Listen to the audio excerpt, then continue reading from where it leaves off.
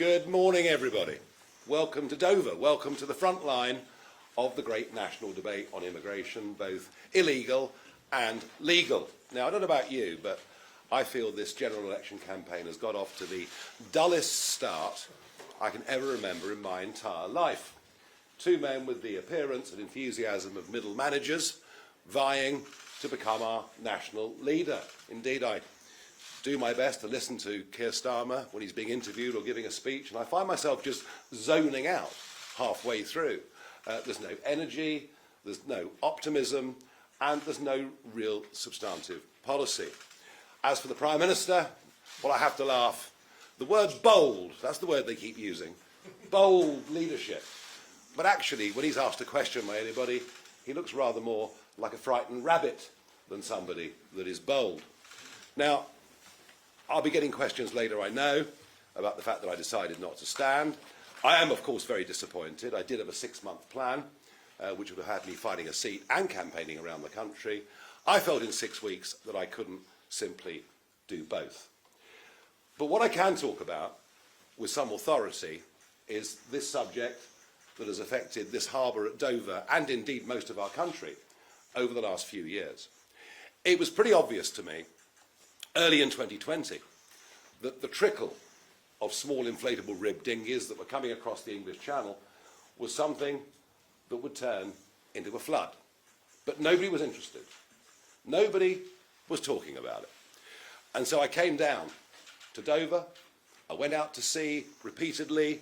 I filmed the dinghies coming over. I filmed the processing centre here in Dover Docks. I went up to the Midlands and elsewhere to film the hotels that these people were being put into. And I said at the time that you might as well put a big sign on the White Cliffs of Dover saying everyone welcome, because we'd stopped deporting people who'd arrived in our country illegally. And it's quite a thought that in the last year of the Labour government, leading up to 2010, 45,000 people who came to Britain illegally had been deported. But we'd given up on that. So I said that I thought, unless something dramatic was done, that there would be an invasion. Now, of course, for using that word, I was called all the names under the sun. But 3,800 boats later, 125,000 people later, you can use whatever word you want. I happen to think that invasion, frankly, was pretty appropriate. So I've campaigned hard on this issue throughout this 4-year period, and I'm going to say to you, frankly, I was ahead of the curve on this. I was right. And that's kind of what I've done in my career. I'm an issues campaigner above all. So nobody was talking about it when I started, but you're all talking about it now. And it's worth bearing in mind that 86% of those that come are male, and nearly all of them under the age of 40, most under the age of 30. Unsurprisingly, it's led to a very big national debate. People see the unfairness of it. They say, how can it be that we're on social housing waiting lists for a year, perhaps 2 years, when these people that come illegally are put straight into 4-star hotels, or, if not that, private accommodation? How can it be that those that come have access to dental care when we can't get an NHS dentist? And I think the fact that the hotels alone are costing over £7 million a day makes people pretty upset. Those that have come into the country legally aren't very happy about it either, because they've gone through costs, time and hoops to be in the country the right way. But it's the other element of this that I want to focus on today. Frankly, I think this is very dangerous.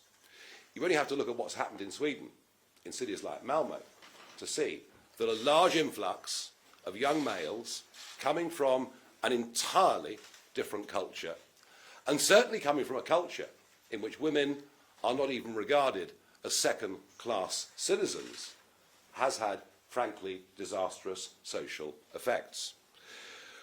But since the events of October the 7th and what has happened in Gaza and increased radicalisation in the Middle East, this is even more of a problem. You see, these young men that come, and I've actually filmed this, I've filmed on the 12-mile median line people throwing their iPhones into the sea, throwing their passports into the sea, doing everything they can so that we can't track and identify them. Although it's okay, because they get an iPhone, a new one, within 24 hours of arrival. But I think this is a national security issue. Now, if you think I'm being over the top, let's have a think about our friend Donald Tusk, who I did battle with in the European Parliament many times, very much an EU lovey, now, of course, the Prime Minister of Poland. He has talked about the wave of, and I'm using his words, not mine, aggressive young males that are coming into Poland, having crossed the Mediterranean, and he has said that this is now a matter of national security for Poland. Well, I put it to you that if it's a matter of national security in Poland, I think what we ought to be doing with this situation here is declaring a national security emergency. And this is an emergency. I talked over the course of the weekend to Trevor Phillips about the small but worryingly growing number of young men, predominantly young men, in this country, adopting radical views, views that aren't just un-British, but views that frankly are extremely anti-British. We saw the recent local elections, candidates being elected in inner city districts, in Leeds, in Burnley and elsewhere. We saw the aggression. And you might have noticed that Angela Rayner yesterday was campaigning in her constituency, begging a group of Muslim leaders to please vote Labour. You'll have noticed not a single woman in the room. So we're moving into an age in our inner cities and towns, I'm afraid, I'm worried to say, of sectarian politics with women completely excluded. I have to say that the Rwanda policy is something that was plucked out of the air by a desperate Conservative government, launched just down the coast at Lyd Airport 2 years and 1 month ago. And Rishi Sunak, of course, has inherited that from Boris Johnson and keeps making promises that planes will go to Rwanda. I am absolutely convinced that the overriding reason for calling a snap early general election is because he knows those planes in July, as he promised, would not be going to Rwanda. They weren't going to go. Rishi can't stop the boats. And he can't stop the boats for the very same reason that the first aeroplane that was on the tarmac and ready to go was stopped, if you remember, by a judgment from a single so-called judge. I say so-called because most of the judges in the European Court of Human Rights haven't actually been legally trained. They're jurists, which is a very odd European concept, at least to us. And he knows that it won't happen. He knows that despite everything that they put in the legislation which disapplies Articles 2 and 3 of the Human Rights Act 1998, he knows that an international treaty goes over, above and beyond that.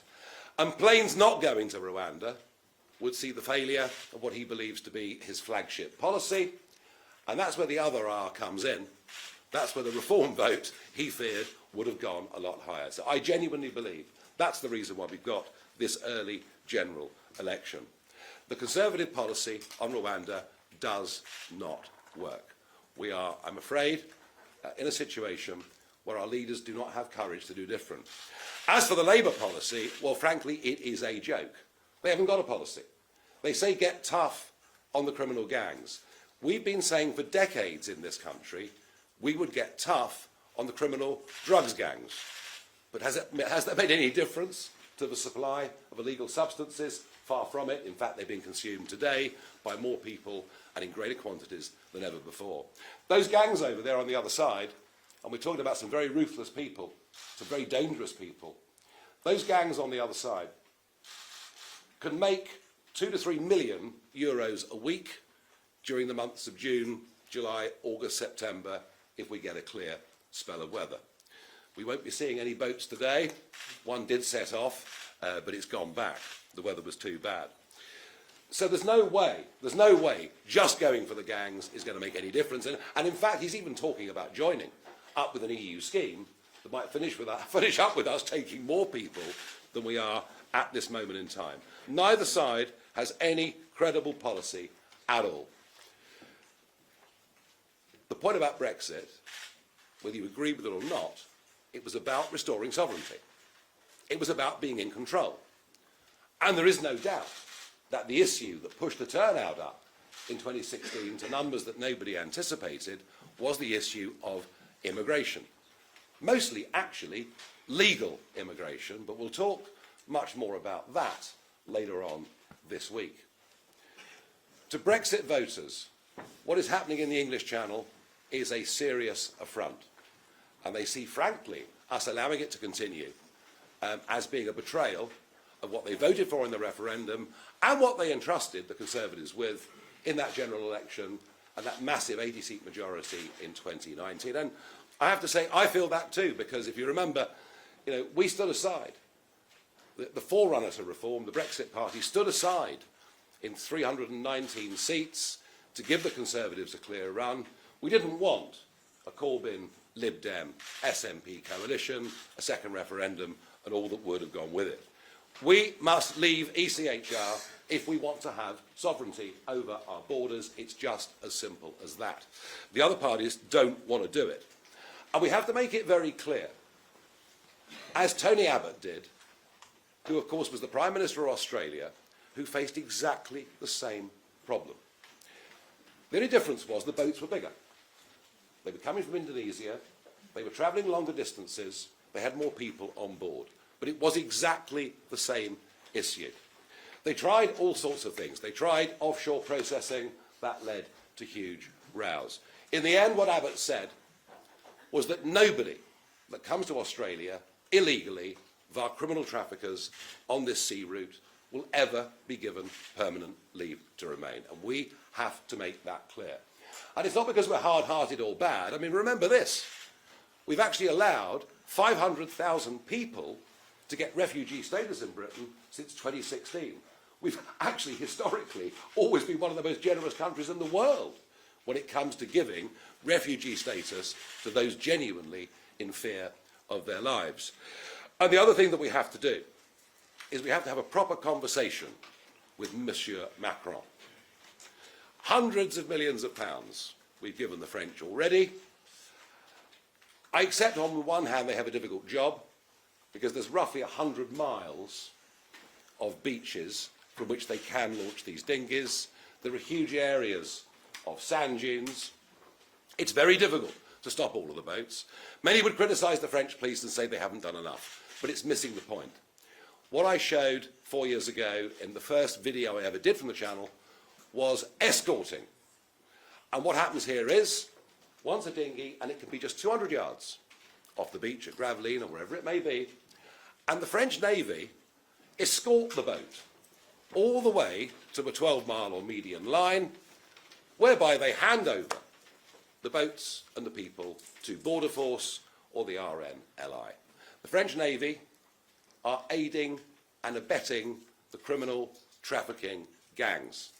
And actually what they should be doing is, which something the Belgians have done to a certain degree, is they should be taking those boats back to mainland France. We have to make it absolutely clear to the French, we will not accept that continued practice of escorts. But without ECHR, none of this is actually going to happen. This is a massive political issue. It's an issue that I've been ahead of the curve on. It's an issue that I've been right on. No one was talking about it then, but you're all talking about it now. And I'm looking forward to a proper, open Q&A with the press, something I don't think the other parties seem to like to do these days. Thank you very much.